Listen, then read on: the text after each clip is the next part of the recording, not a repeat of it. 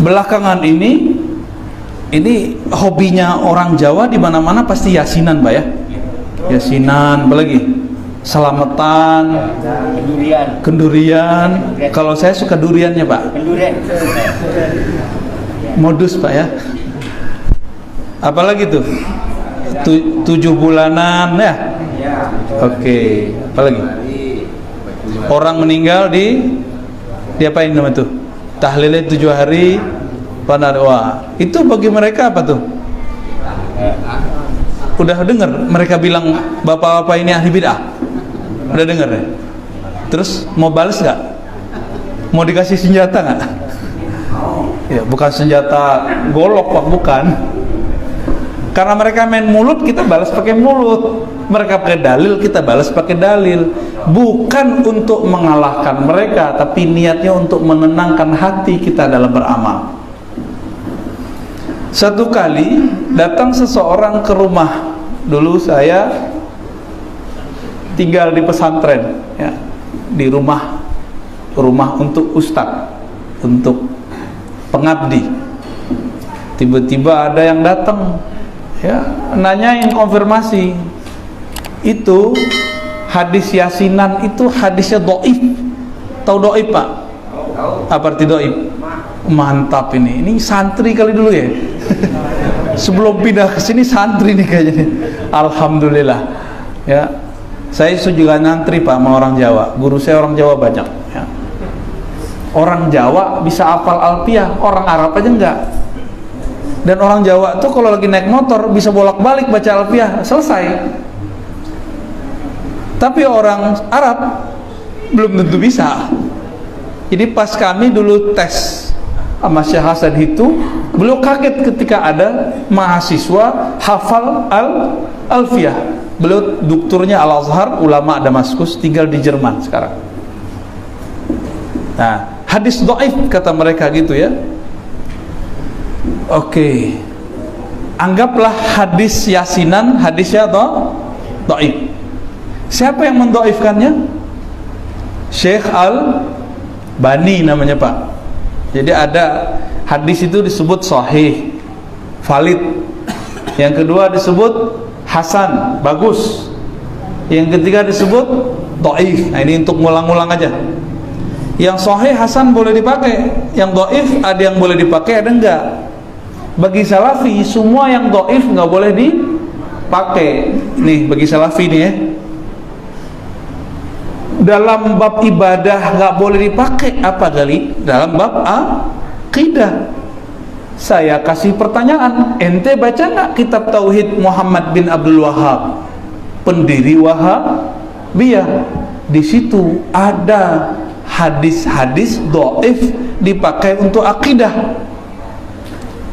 Kalau wong apa nih, Sidodaji ya, pakai hadis dhaif untuk bayasinan, masa nggak boleh?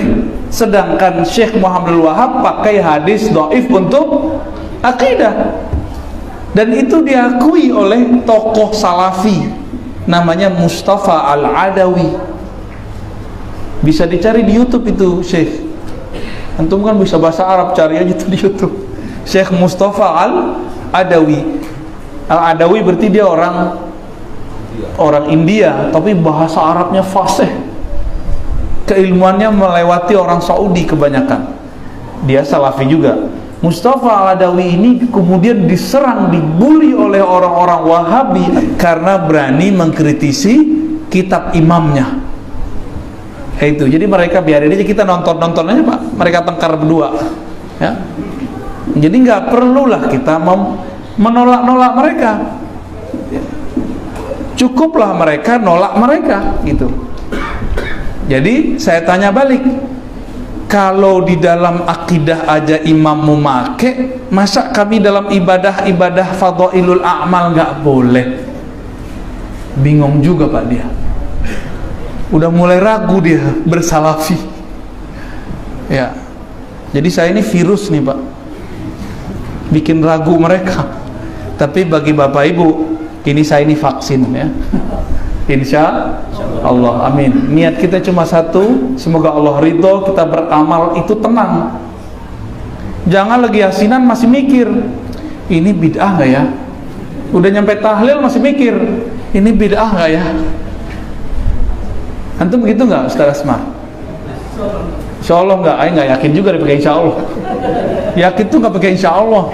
Hakul yakin nggak ada ya insya Allahnya, udah yakin gitu.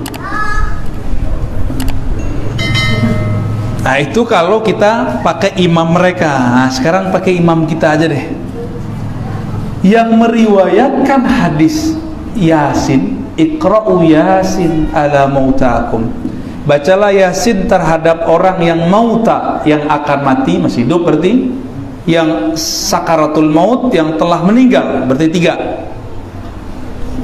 Yang akan mati, sakaratul maut, atau yang sudah meninggal, dibacakan surat Yasin. Ini riwayat Imam Abu Dawud, Imam Ibnu Majah, dan ketemu juga dalam riwayat Ibnu Hibban, Al-Hakim, dan lain-lainnya. Imam Ibnu Hibban naruh di kitab yang dia kasih judul Sahih. Imam Abu Dawud naruh di kitab Sunan Abi Dawud, dan dia tidak beri komentar. Abu Dawud kalau tidak beri komentar berarti hadisnya bagus. Istilah zaman itu belum ada hasan, istilahnya soleh. Wa ma sakattu anhu fahuwa salih. Hadis kalau Imam Abu Dawud tidak komentar, maka hadisnya bagus. Berarti hadis yasinan bagus nggak Pak? Bagus. Mentang-mentang yasinan nih yang bilang bagus-bagus aja. Ya. Iya. Itu dalil terakhir itu Ustaz. Sabar tahan. Ini kayaknya karena banser nih, semangat nih. Baik. Imam Ibnu Hibban itu imam, baru dengar ya nama Ibnu Hibban? Udah dengar nggak sebelumnya? Barusan saya sebutkan, dengar kan? Imam Ibnu Hibban ini nulis kitab judulnya Sahih Ibnu Hibban, naruh hadis itu dan beliau menilainya sahih. Berarti minimal udah 2 imam yang mengatakan hadis ini bagus, bener ya? Kalau ada imam dulu bilang sahih, imam sekarang bilang tidak sahih, kita ikut yang mana? Yang dulu aja ya.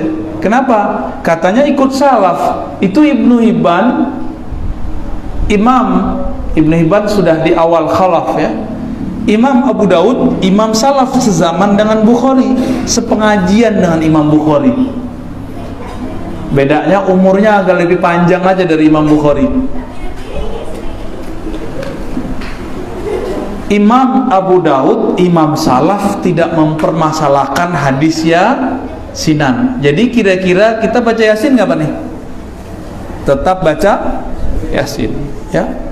Ustadz, bukan itu doang, habis baca yasin kok pakai baca Al-Fatihah, Alif Lam Mim, ayat kursi, amanah Rasul. Ini kan Nabi kan nggak pernah begini. Nah, Nabi nggak pernah lakukan. Nah ini gaya mereka nih. Mereka ini kalau nggak tahu bilang nggak ada. Nah ini pembohongan baru atas nama Rasulullah. Jadi kebohongan atas nama Nabi itu 2, menambah-nambahkan dan mengurang-urangi.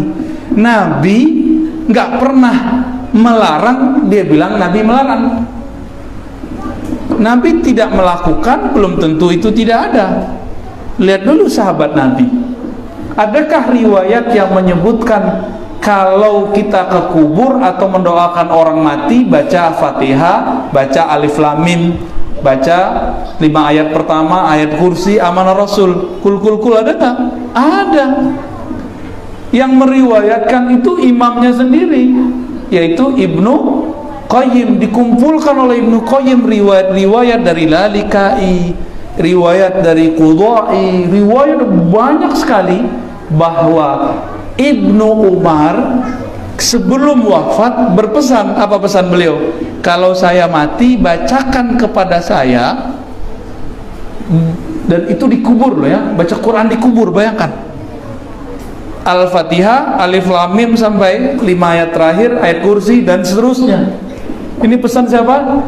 Sahabat Ibnu Umar. Ibnu Umar sahabat bukan? anak dari Umar, namanya Abdullah bin Umar.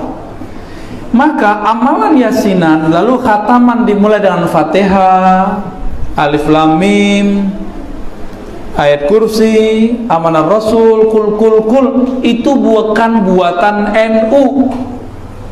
Buatan siapa? Buatan siapa itu?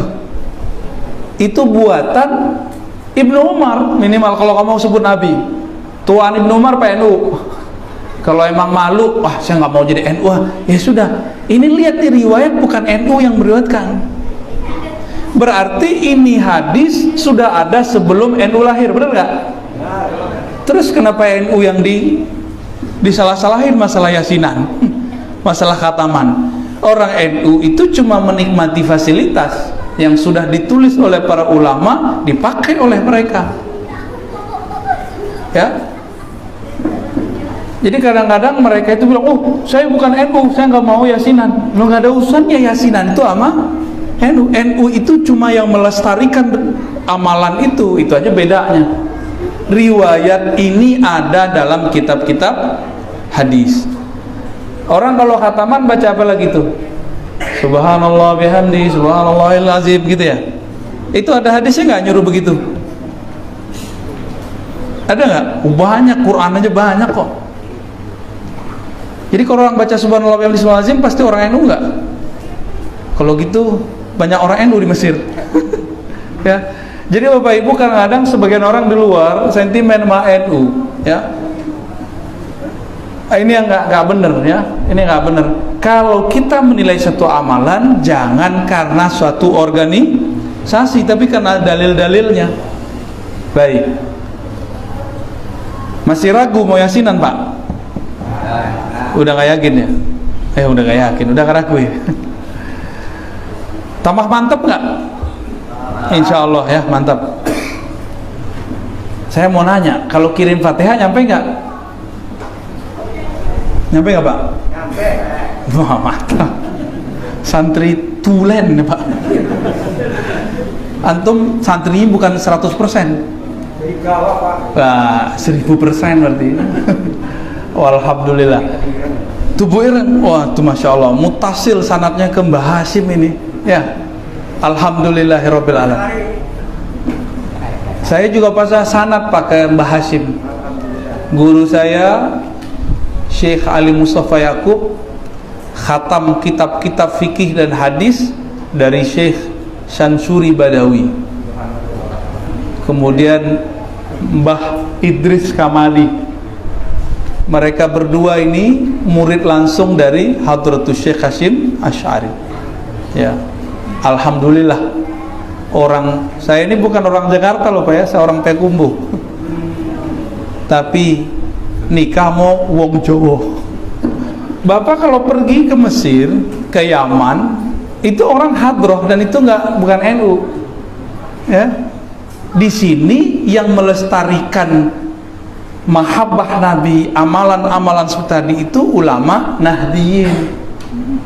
Makanya saya walaupun tidak masuk organisasi NU, saya sangat mendukung amalan itu. Kenapa? Kalau nggak NU, siapa lagi yang melestarikan? Muhammadiyah punya tugas lain, bikin rumah sakit yang gede-gede, bikin universitas di mana-mana. NU kan baru buat Pak, bener ya? UNU ya, Unisma baru buat, Staino. Muhammadiyah udah di mana-mana, jadi bagi tugas aja. Berkat di masyarakat NU, berkat di kampus, biarlah orang Muhammadiyah. Walaupun kita buka tuh dada dosen-dosen di Muhammadiyah itu dalamnya hijau juga Pak, hijau kayak jubah saya ini persis. Ya. Itu kita ketemu banyak, ini saksinya banyak ini ya.